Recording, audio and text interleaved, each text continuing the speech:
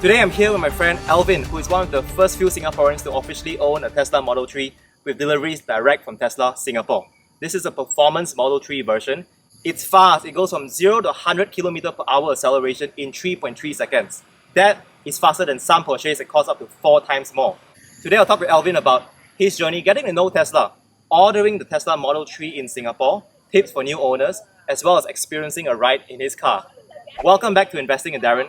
If you like interviews like this, click the subscribe button to stay updated. Alvin, let's head inside. Let's go. Tell the audience about yourself. Who are you? Well, I've seen a lot of your channel. You have guests from all over the world. But I'm from here, where we are now. I'm from Singapore for most part of my life. I'm a marketer in the day, and at night I'm a trader, right? Finance trader. So, I mean, we can chat about this next time, but today we'll just enjoy the Tesla. Agree. There's a lot to talk about here in this Tesla. Owning a car in Singapore is expensive. Singapore has the most expensive Teslas and basically any car brand in the world. What makes it worthwhile for you? I don't see Tesla as a car, right? For one, it's not a conventional car. Same. Subliminal messaging to my wife. It's not built by a legacy automaker, right? So it doesn't have a lot of the burden of like old platforms, right? So it's built from ground up as a hardware and software platform, right? And this allows the car to dynamically adapt to the needs of the users, right? I mean, if you ask users today, they don't have Spotify years back, right? Yeah. But now they do, right? So I think the car will keep improving, and that's why I think it's worthwhile to get a Tesla. Agree. It's basically like an iPhone on wheels. And actually on that, Apple is making their own car. So what do you think? Will you get an Apple car or a Tesla in the future? Let us know down in the comments. What cars have you owned in the past, Alvin? I have not owned any car like personally myself, right? This is the first car that I own, Yeah. right? So, but I've driven like ICE car in the past, right? And it's really different. I intentionally kept like the opportunity for the first car to be a Tesla. So I've made a reservation 5 years back, right? Wow. And just keep waiting that one day it's gonna come to Singapore, right? And it's finally here, 2021. So it's a 5 years wait since 2016 when I think a bunch of us we actually put down reservation for it. And I think at some point of time I did consider getting a parallel import, right? But I'm lucky I did not, and I waited. So I'm enjoying every bit of the car. What was the deciding factor for you in getting a Tesla? Because it's your first car. I was researching back in 2016 about cars, right? And there wasn't really any car that excites me back then, right? And Tesla was the first one. And I think back in 2016, there's like rumors that Apple is gonna create a car program. I think they name it Project Titan or something. Yes. I think there would be an automaker in the world which is it's operating somewhat like Apple, right? Which they have tight integration with software and hardware. And I ended up like doing some research on what's the new and the latest things in car tech, and I happened to stumble across Tesla, and that's how I fell in love with it, right? It's not a one-day thing, but the more you learn about Tesla, the more you enjoy it. A lot of people are going through this journey themselves, myself included. Getting a Tesla is easier now compared to the pioneer days when Joe Nguyen brought his Tesla Model S to Singapore back in 2015. Back then it was really tough. You probably saw newspaper headlines, watched videos about Joe.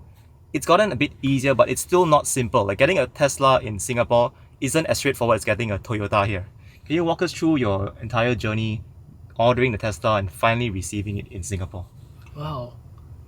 Again, it reminds me on Apple, right? It's like ordering an iPhone online, right? You know, when you order iPhone, it's like select the color, select the storage capacity, right? Same thing with a Tesla. Everything is done online. You go on tesla.com, pick the model you want, in this case a Model 3, and then you just select the color, the wheels, the interior, right? And what trim do you want. And then you just click checkout, pay the order fee, and off it goes into the factory, right? Waiting to be produced. I think for now it takes about, for me myself, I waited about 25 weeks for the car. So it's a long wait, but I think it's gonna reduce over time. But I think the order journey, it's fairly simple. You don't need to go to any dealership. No one is gonna pressure you to do test drive. So you do it at the comfort of your own home. And I did do a test drive as well.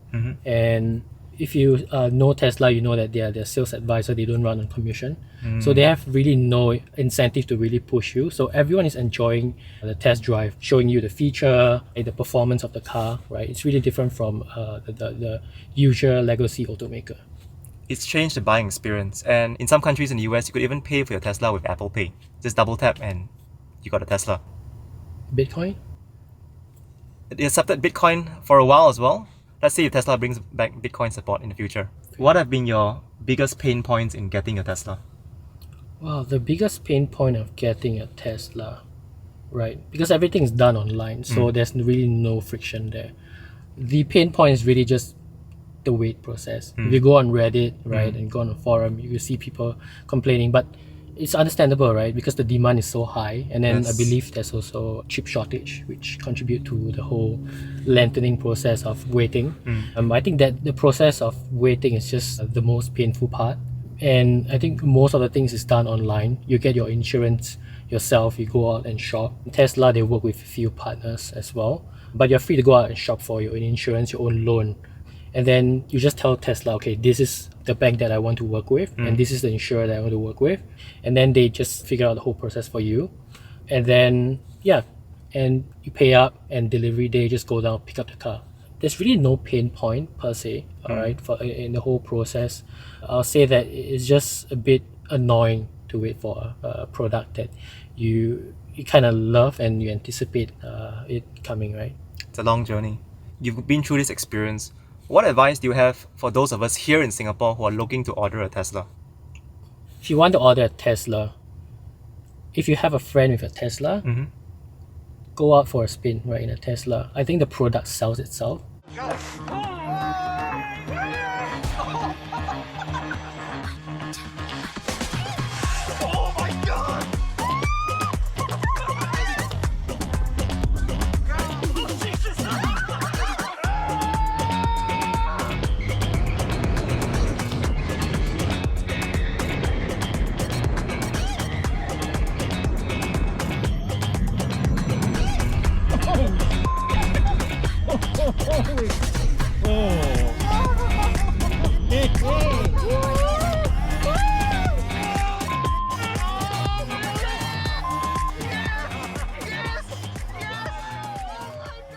The moment you're in Tesla, like, I think it's so you enjoy the ride. I think you should have the same sentiment, right? Yes. I mean, if you don't have a friend, I think Tesla would conduct some sort of test drive down the road, and go to their Raffles City like showroom.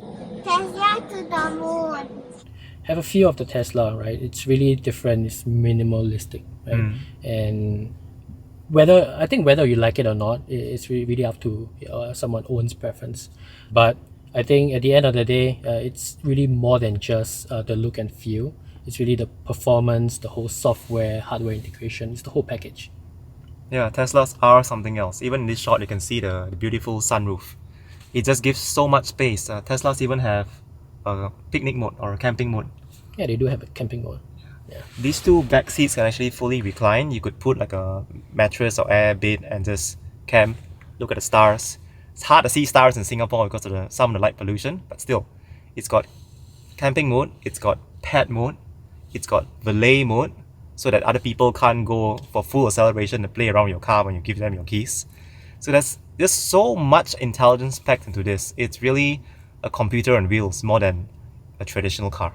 EVs are very new in Singapore. The government is rolling out more EV charging stations, but still the anxiety is real right now.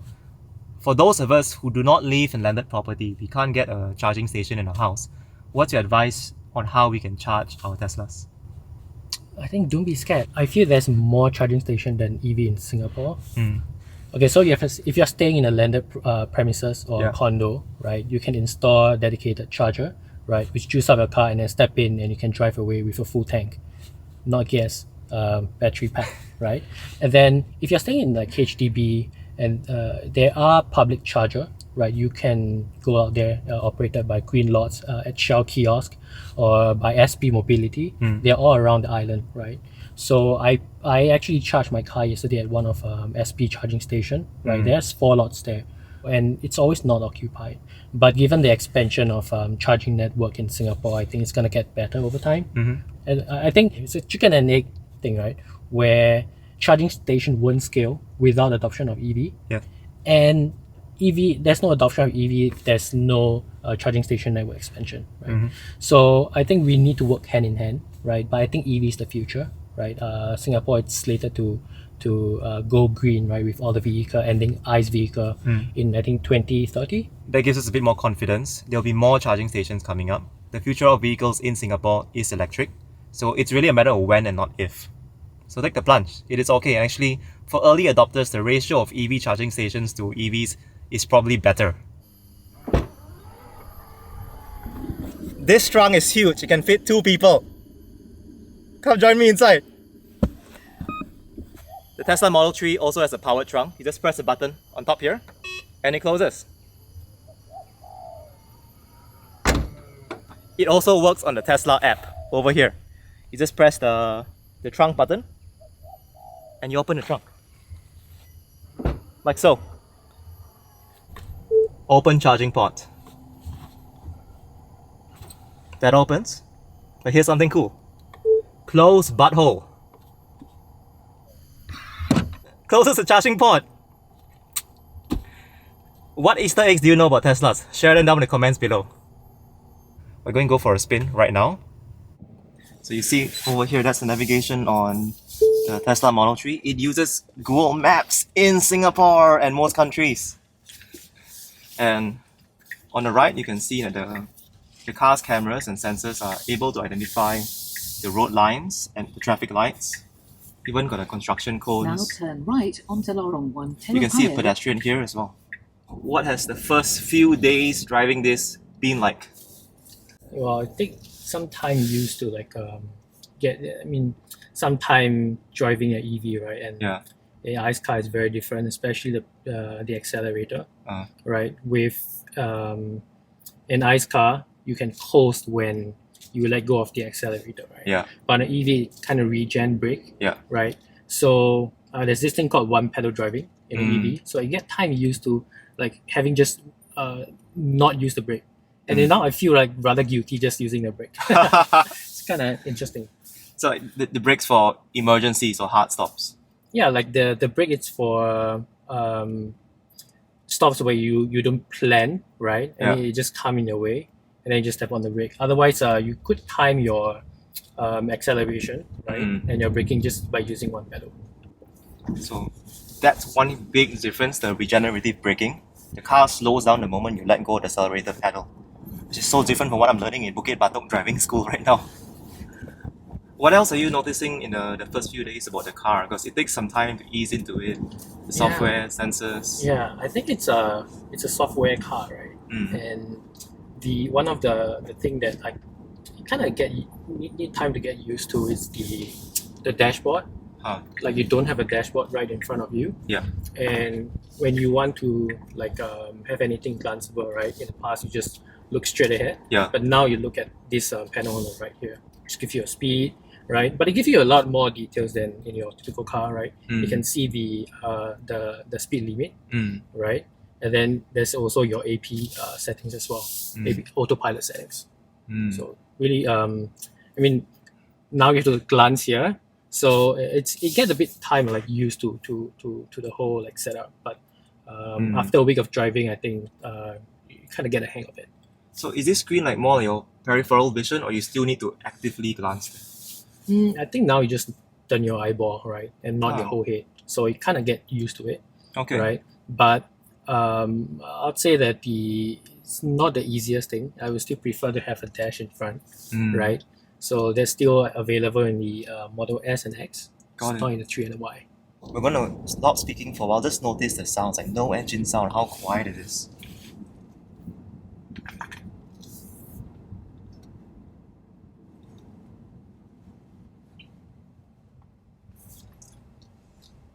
Silence. You just hear the road. How's your first-hand experience with Autopilot, these kind of roads? Well, I think you have to ask Darcy. I think he's like the autopilot king of Singapore now, right? I think we've driven quite a fair bit on AP, right? And he's filming all this experience. But my own experience is it's still, you have to trust it, right? I think that's the important thing. coming from you having the control and giving the control to the machine, Yeah. right? You really have to have the trust, right? When it's turning, it's supposed to turn. When it's supposed to accelerate, it's supposed to do that. Or when it's supposed to brake at the traffic light when there's a car in front, it should do that, right?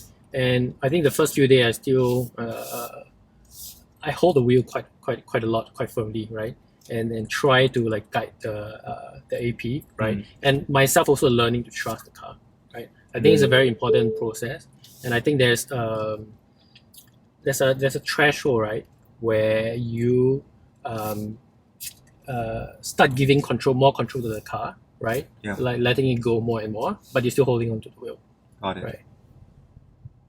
So you can see in the display, you can see like the cars, the trucks, and earlier you saw like the orange lines. It's a proximity sensor. So as Alvin's car was heading closer to the Toyota in front, it gives a distance indicator. And for those of you who are new to Teslas, guess where the hazard light is? Can you see it? Is it down here? Up here. That's where the hazard light is. So some people had some time discovering that. And there's 2 wireless phone chargers. I believe this is new from last year's Model 3s onwards. Last time they used the wired ones. Now they've built in wireless chargers. There you go. So you can charge 2 phones wirelessly at the bottom. No need to fight. Okay. Okay, let's do some acceleration. Whoa! Wow! Okay, I was not prepared for that. Yeah. No one is prepared, even myself, right? Every time I do that, my heart pumps really fast. But I'm in control, right? But I think for passenger, they don't expect it to be so punchy, right? Very punchy, even though I said on Joe's Model S, this is very punchy. Yeah. Because I never felt acceleration from behind before. Yeah, and the thing is like we are on a rolling acceleration, right? It's not from zero, right? But you still feel the punch, right? But in like ICE vehicle, right? The mainstream one, the mass market sedan, you don't feel that, right? You punch and then it still picks up slowly. And ultimately, Keep left to take other road. autopilot, full self driving, it doesn't need to be perfect, it just needs to be safer than human drivers. Elon Musk would do a full rollout of full FSD once they reach a milestone of being 10 times safer than a human driver. So, worldwide right now, there are 1.5 million deaths from car accidents. And a lot of car accidents can be avoided because of careless driving or drunk drivers, or drivers who are too tired, sometimes adverse weather conditions. So we have 2 pairs of eyes. The Tesla cars have 8 pairs of eyes all around us. So it has a lot less blind spots than a human being. What's being worked on now is the vision technology to make sure that In autopilot 200 and meters, full self-driving keep works left to better. take other road So to next week, avoid we're going to have Tesla AI Day, turn and left. Elon Musk is going to share the latest updates on Tesla Vision, both the hardware and software. You have only 1 pair of eyes. It's not 2 pairs. That's true. Yeah. Correction. And then it's Apparently, not 8 pairs. humans only have Left 1 to pair of take other eyes. road. Learn something new. Damn. YouTube on the Tesla. It showcased how it is helping to accelerate the world's transition to sustainable energy. Their products managed to avoid 5 billion metric tons of CO2 emissions. Hey Alvin, tell us a bit more about the touchscreen and how you use it. Yeah, I think there's just a lot of tap and swipe, right? And if you look at the menu here down, you have what you traditionally on the computer you call it a dock, right? And then there's different apps here. Let's see. And then there's this entertainment, which you can watch Netflix, YouTube, Twitch, and whatnot. So I think over time you'll start integrating more and more video apps here. I think the latest being Disney Plus, right? I still don't get that update yet. And then over time, there's also like different games that they have added, right? That you can, I think people play when they are waiting for a charge sometimes, right? And then you have something called a toy box. These are all the gimmick. Let's do some romance. Let's hear the Okay. fireplace and the Let's fancy sound. Let's see. Get cozy. Right? So you get a fireplace, the seat gets warm. Huh. I think you get warm air as well, right? You feel it? Yeah.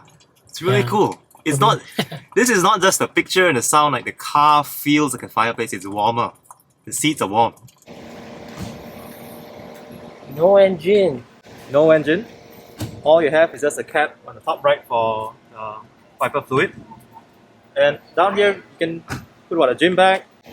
Yeah, pretty much a gym bag, a duffel bag. Hmm. Fits in here. Perfect. Thank you for sharing your perspectives with us, Alvin. Thanks for having me. For those of us here who are watching this, will your next car be a Tesla? And if yes, what model are you considering here in Singapore or wherever you are watching this? So thank you for watching this episode. And if you like this episode so far, click the like button, hit subscribe. I'll see you in the next video.